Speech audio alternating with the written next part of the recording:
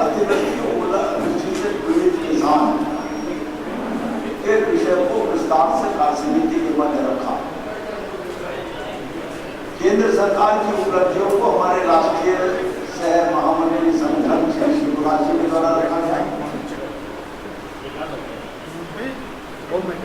इस कार्य समिति में भारतीय जनता पार्टी ने पंचायत के चुनाव पर चर्चा की, लेकिन एक बात पर कार्य समिति में एक मत था कि आरक्षण में परिसीमन में और प्रस्तावित आरक्षण में सत्ता के दबाव में सत्ता का हित साधने के लिए जिले के अधिकारी परिसीमन में भी गड़बड़ी की है और आरक्षण में भी गड़बड़ी करने की उनकी योजना है।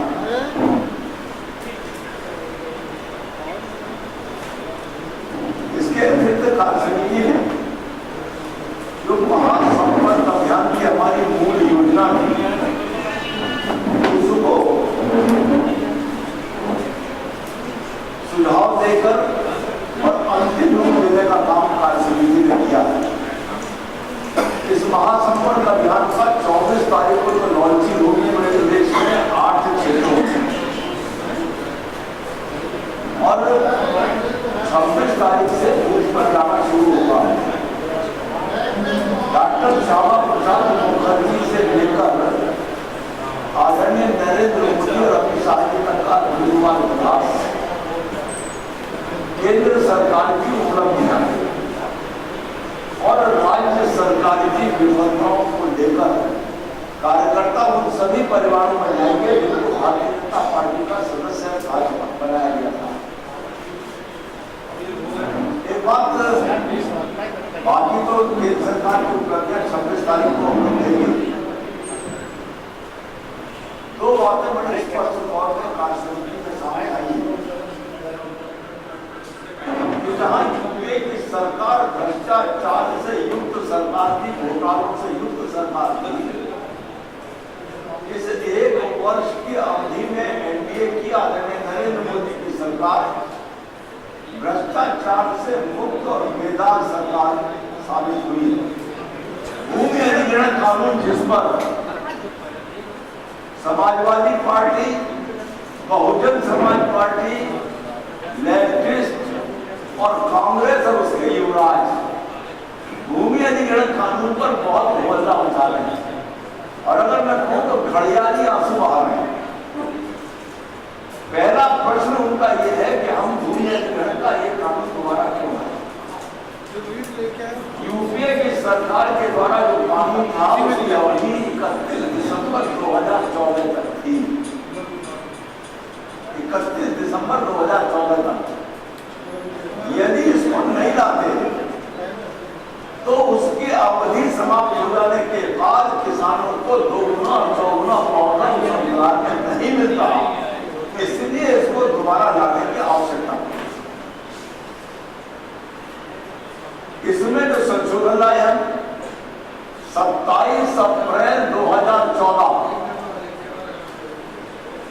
को भारत सरकार के ग्रामीण विकास मंत्री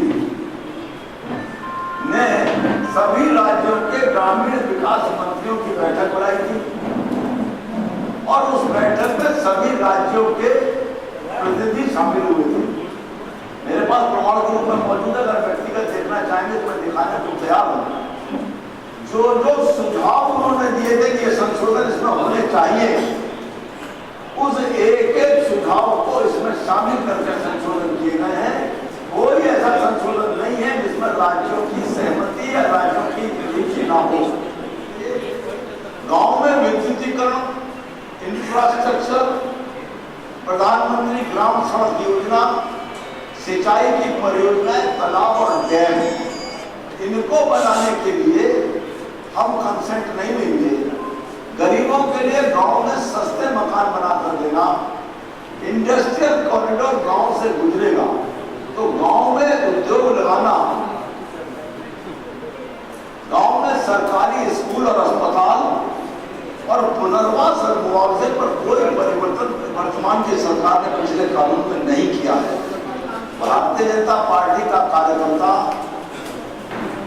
अपने विगत के इतिहास टारगेट और सदस्य संख्या और महासंपर्क अभियान के माध्यम से उसको कार्यकर्ता में परिवर्तित करने की प्रक्रिया को आधार बनाकर अंततः बतौर राष्ट्रीय अध्यक्ष ने कहा है कि 2017 का चुनाव महाभारत होगा उत्तर प्रदेश में और पांडव होगी भाजपा और बाकी सब होंगे कौरव। उसको पूरा करने के लिए प्रसन्न भारतीय जनता पार्टी के प्रदेश प्रभारी इस विजय रथ के सारथी होंगे, कृष्ण की भूमिका में होंगे। सुन लीजिए, पांडव लड़ेंगे जब जिसकी जहां आवश्यकता पड़ेगी उसका उपयोग होगा। राहुल गांधी केवल एक बात बता रहे हैं, जब भूमि अधिग्रहण विधेयक लोकसभा में प्रस्तुत हुआ था तो वो कहां थे? नंबर 2, राहुल गांधी ये भी बताते हैं कि अमेठी के खेतों पर जाकर अमेठी के किसानों का भी हाल जाना क्या उन्होंने।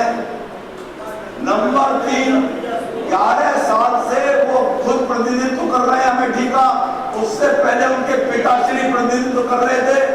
अमेठी संसदीय क्षेत्र के शहरी क्षेत्रों में टोंटी का पानी की सप्लाई अभी तक नहीं है, हैंडपंप से या व्यक्तिगत सबमर्सिबल से पानी रोकती रहे। इसका जवाब दे दें। और राहुल गांधी ये जवाब दे दें कि जो कुछ बोल रहे हैं अपने जीजा को सामने रखकर बोले। जब जीजा को हरियाणा में जमीन आवंटित की गई थी तब समय उपस्थित कानूनों का क्या पालन किया था?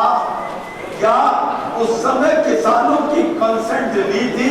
और अगर नहीं ली थी, उल्लंघन हुआ था, तो क्या अपने जीजा की जमीन को स्वप्रेरित वापस कराने का काम राहुल गांधी करेंगे या केवल राजनीतिक कारणों से घड़ियाली